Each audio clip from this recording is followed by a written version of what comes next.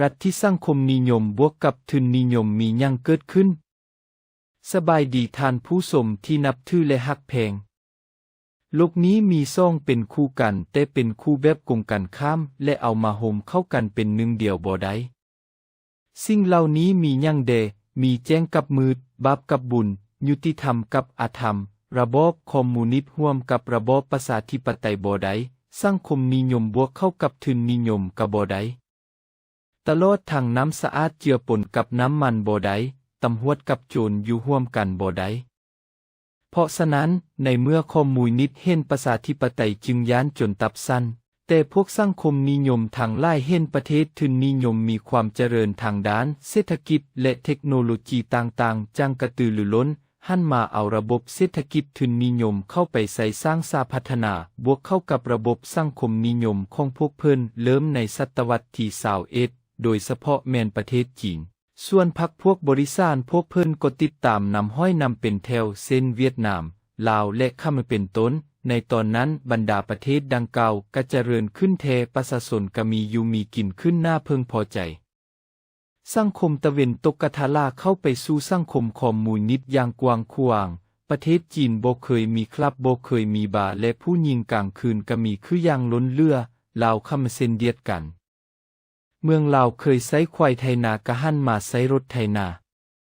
ในที่สุดระบบทุนนิยมก็เกิดเป็นยาพิษต่อประเทศอย่างหายแห่งเกิดความเสียหายต่อการปกครองแบบคอมมิวนิสต์หลายด้านเช่นพนักงานรัฐเห็นแก่เงินและเร่งต่อความสงบสุขของชาติบ่เกี่ยวกับความยุติธรรมบ่เห็นความสำคัญทางด้านสุขอนามัยของประชาชนตลอดทางการศึกษาของเยาวชนผู้ที่จะเป็นกระดูกสันหลังของชาติในอนาคตเจ้าพนักงานรัฐทุกต่ำแน่งทุกส่วงทบวงกองกลมพากันกอบโกยโซลาดบังล่วงหับไส้นายทุนเป็นขบวนการบ่สนกับทฤษฎีสังคมนิยมซึ่งเบื้องต้นก่อนสิเกิดมีรัฐที่คอมมิวนิสต์นี้ขึ้นก็ย้อนว่าต้องการปราบนายทุนผู้คาดเห็นแก่โตเอาเปรียบกรรมกรผู้ออกแรงงานลบล้างระบอบศักดินาผู้ใช้สิทธิ์เหนือกว่าประชาชนถือว่าประชาชนเป็นทาส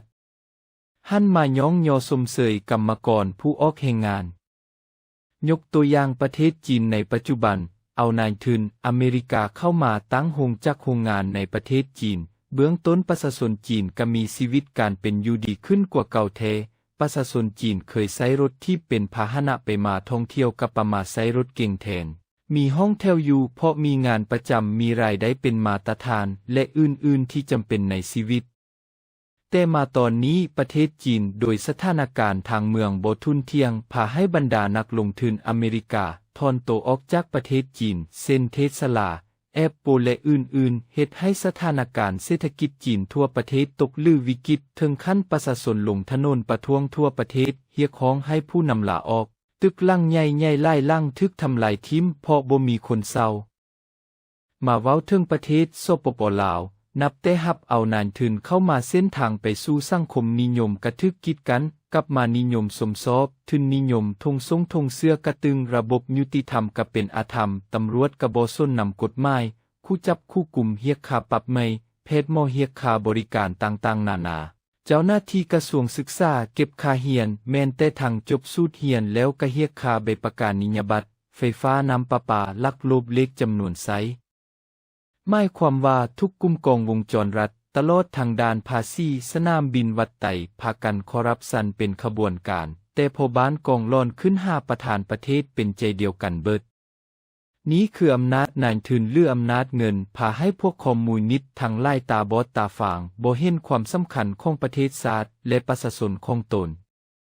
ที่นักที่สุดคือค่ายดินเมืองต้นเพิงแขวงโบแก้วให้นายทุนจีนคือเท้าเซาเว่ย300กิโลเมตรมณฑลในราคา800กับ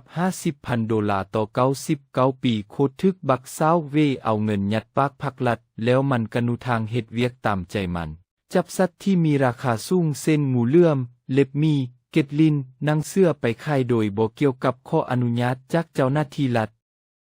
ค้ายาเสพติดเอาแผ่นดินลาวเป็นทางผ่านค้ามนุษย์และอื่นๆนอกนี้ยังมีนายทุนเวียดจีนและไทยจำนวนหลายเข้ามาลงทุนอยู่ในลาวหลายประเภทกิจการเป็นการทำลายผลประโยชน์ของคนลาวผู้มีทุนน้อยทำลายระบบบริหารศาสตร์แบบสังคมนิยมไปในตัว